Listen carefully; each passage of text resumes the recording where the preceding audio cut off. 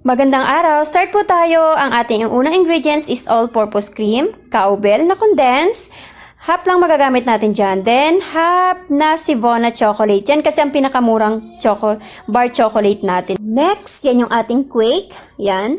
Yan po yung aking pinili kasi dalawang flavor na. Tapos, kailangan natin ng ating icing. Yan po yung ating icing. Tsaka yung ating, syempre yung kaldero. Ayan, gagawa tayo ng ganache. Ang ganache po natin is 3/4 cup ng water. Then, papainitin lang natin ng konti yung ating water. Kung may mga microwave kayo, pwede yung gawin ninyo. 3/4 cup ng water. Then, syempre may half kilo tayong chocolate. Okay, ayan lang po. Hahaluin lang po natin ng husto. Siyempre, mahinang apoy din ang ating gagamitin.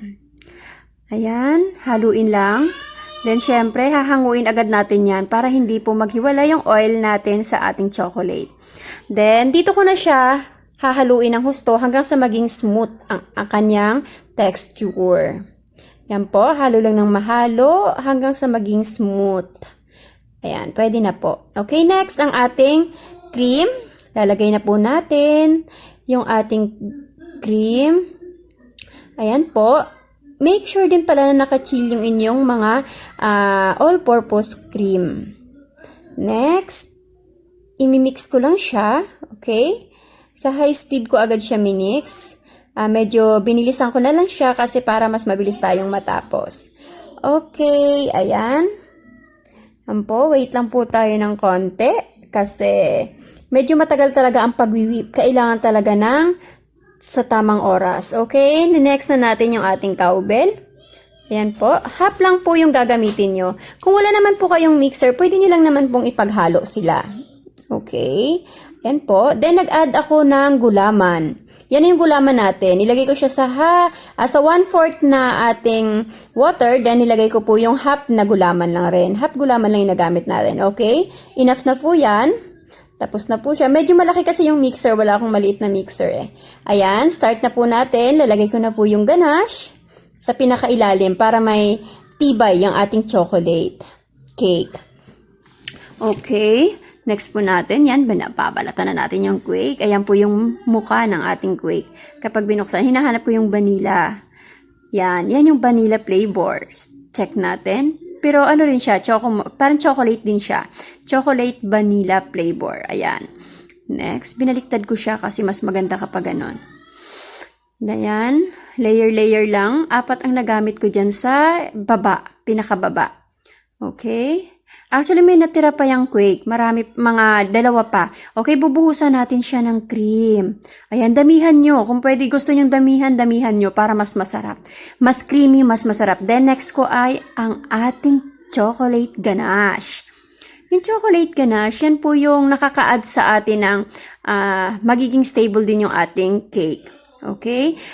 Binigyan ako pala ng anak ko ng inipit kasi gusto niya raw lagyan ng inipit yung ating cake. Kasi mamaya, titikman nila. Ang inipit naman is may 4 na flavor yan. Sorry pala, kasi naputol pala yung camera, napuno yung aking memory. Yun na po. Pagkatapos ng inipit, same procedure. Patong-patong lang po. Lagyan ng ganache. Okay? Next po, ayan na po. Nilagay ko muna sa ref yun, ha? Okay, ito naman, tuturuan ko kayo kung paano gumawa ng ice cream sa mga natira nyong ingredients. Ang ginawa ko po is hinalo ko lang yung cream na natira dun sa chocolate ganache na ginawa natin kanina. Magtira rin kayo ng ganache para sa drip natin. Ayan, hinalo ko lang ng husto. Tapos, nilagyan ko siya ng marshmallows para masarap kapag malamig na yan. Dinilagay ko lang siya sa tin can. After that, ilalagay lang siya natin sa ref. Okay? Ganun lang kasimple. Yung mga na to, mayroon na kayong cake, meron pa kayong ice cream. Okay, yan na, matigas na. After 1 hour, sobrang tigas na ng ating cake. Yung icing pala, nandyan din po yung procedure sa ating YouTube channel kung paano gawin yung tamang pag-whip ng whippet. Okay? Yan, tatanggalin natin yung mga plastic. Cling wrap po iyan ang ginamit ko. Mas madaling matanggal. Ayan. O, diba? Ang bongga.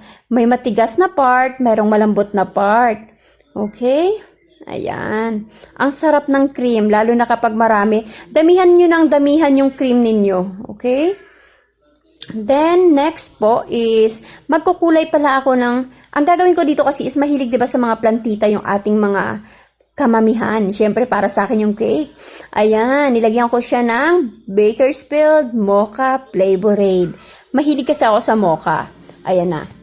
Okay, lalagay na natin. Magbabalot na tayo ng ating cake. O, diba, bongga? Sa murang halaga, nakagawa ka ng cake. Tsaka ice cream, diba? Konti lang na ang magagamit natin sa ating cake na to. Kasi, yung whippet, mas mataas yung volume na binibigay niya kapag malamig na malamig yung ating tubig na ilalagay natin kapag nagmi-mix tayo during mixing ng ating whippet. Ang ganda ni whippet, stable na stable po yan. Huwag kayong mag-alala, walang bagsakan yan. Masarap naman si whippet. Marami nagsasabing may aftertaste daw, pero para sa akin masarap siya. Lalo na kapag tama yung pag-whip ninyo. Kasi may mga procedure talaga na hindi tama yung pag-whip, kaya pumapangit si whippet. Okay? Okay, ang next natin gagawin, yan lang. Pinakinis ko lang si cake. Then, ayan, magaan na kamay lang para mabilis nyo mapakinis yung cake nyo. Then next, lilinisin ko muna ng yan, lilinisin ko lang ng husto. Pakinisin ko lang siya. Then, lilinisin ko na yung gilid ng cake natin. Yan, scraper na rin yung panglinis ko ng gilid ng cake. Kung napapansin nyo, malinis na agad siya. Lalagyan ko siya ng parang may accent siya na kulay brown. Para mas magandang tingnan yung ating cake. Kapag mahilig kasi talaga ako sa parang mga dark colors. Ayan. Lalagyan ko siya. Kasi mas parang masarap tingnan kapag yung cake ninyo medyo parang puro chocolates, di ba? Okay, yung iba kasi talaga ang hilig-hilig sa chocolate. Ang gagawin ko is lilinisan ko lang yun yung gilid ng cake natin para naman hindi siya maruming tingnan. Bakit kaya ako tumagal sa kusina? Ayan, kumuha pala ako ng panglinis. Ayan po. Lilinisan lang natin. Ayan. May foam talaga akong panglinis ng mga cake sa gilid. Lagi nyong i-make sure na malinis yun. Next, yan na po, maglalagay tayo ng drip. Magtatanong kayo sa recipe ng ating drip. Meron din po ako sa YouTube channel. Please visit nyo na lang yung ating YouTube channel and don't forget to subscribe. Okay? Thank you so much. Ayan, super stable ng ating chocolate drip. Okay? Ayan. Diba, bongga? Oh. Hindi siya kumakalat. Ayan, naglagay ako ng kulay, medyo light red na kulay. Okay? Ayan. Gagawa ako ng rosette. Ang gamit ko po dyan na tip is 1M. Kapag bibili kayo ng mga tip, sabihin nyo lang po, pabili ng 1M. Para kang bumili ng 1,000,000, di ba? Lahat tayong mga baker, yung mga baker dyan, mayayaman tayo kasi may 1M tayo. Okay, next naman po, yung violet. Yan. Sorry, may bumara dun sa ating tip. Kaya make sure na walang nakabara sa ating tip. Okay, ayan. Simutin ng simutin. Ganyan ako manimot ng ng icing, 'di ba? Ginagamit ko doon. Ayan, gamit ko po is 6B na tip. Medyo malaki-laki yan siya. Okay, wala na kasi akong ibang food coloring, kaya yan lang yung talaga yung nakita ko. Ayan, gagawa ako ng kulay blue. Pink sana yan, kaya lang wala na talaga akong food coloring na dala ng papa ko. Sorry talaga. Kaya wala akong magawang ibang design, hindi siya ganun kagandahan yung kulay, pero carry na yan. At least, may idea na kayo. Bahala na kayo kung anong gusto nyong mga kulay ilalagay nyo sa inyong sariling cake na hindi nyo kailangan ng oven, makakagawa kayo ng isang napakagandang cake. Okay? Ayan po.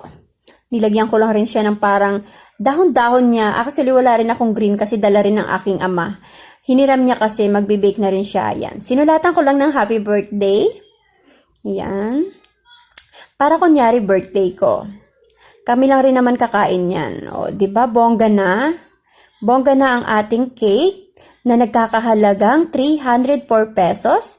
May ice cream ka na, may cake ka pa. O, di ba? Ayan. Ang ganda, di ba? Simple, pero rock. O, di ba? Rock talaga. O, di ba? Ang bongga ng cakes natin. Thank you so much for watching. Okay, let's try our cake. Ayan, excited na ako i-try yung ating Choco Moist Cake. Sorry kasi hindi pa ako nakakaligo. Excited lang talaga ako. Hindi lang pansinin. Nagpagupit ako ng buhok sa kapatid ko. Okay, try na natin. Then your birthday. Yes. Medyo matigas siya kasi yung ating ganache. Nag-ano doon. Nagpa-stable sa ating cake. Yes, it's our cake. Yung isa. Ayan. Wow. Look at that. Try mo na ni Mami na ka. Tignan niyo kung gaano pa. That's nice. Sarap. There Look you at go. that. Iba-iba yung kulay niya. Kagaya dito sa inipin.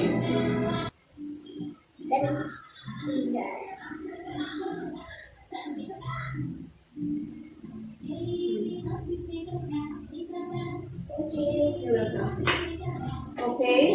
So, try natin itong isang inipit. Sarap.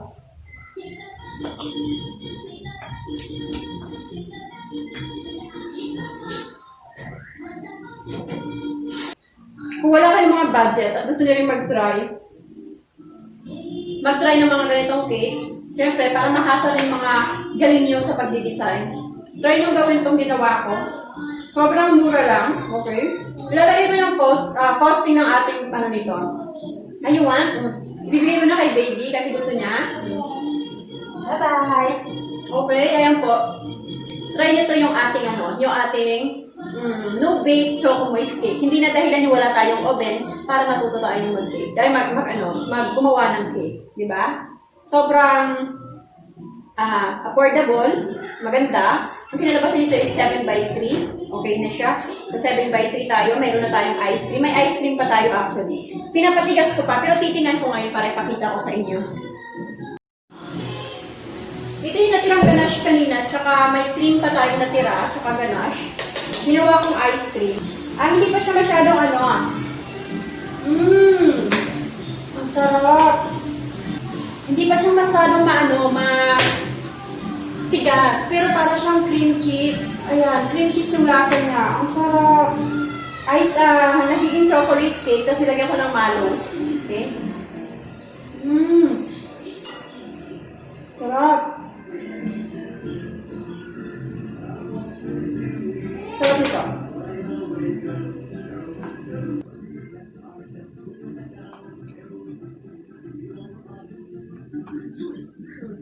So, diba, sa recipe na yon,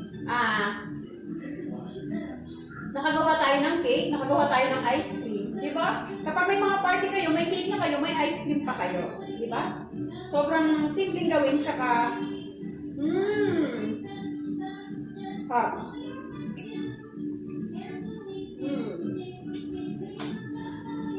Ayan. Bye-bye. Please don't forget pala to subscribe my channel. Maliskarte sa buhay sa YouTube. Ito is ipopost ko lang to ngayon sa page ko. Don't forget then to follow my page, okay? For more video na isi-share ko sa inyo. Okay? Bye-bye po. Thank you so much for watching.